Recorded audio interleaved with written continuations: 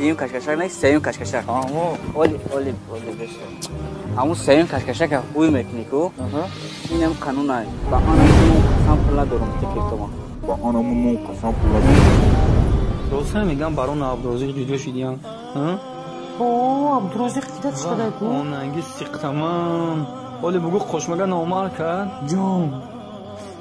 باللوگینو پارولم قزامتو قطره. بیامی خدمانمی شهرنامه بندیم. 15مین الفاظ کفری قسم خوردن به غیر الله. امام ابو حنیفه رحمه الله میفرماید هر کس بگه به کعبه شریفه قسم مشرک شده. به کعبه قسم خوردن شرک است. به مدینه قسم خوردن شرک است.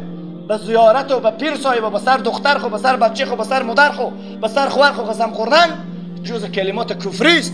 قسم به الله به والله به بالله قسم میشه، به غیر از قسم نمیشه.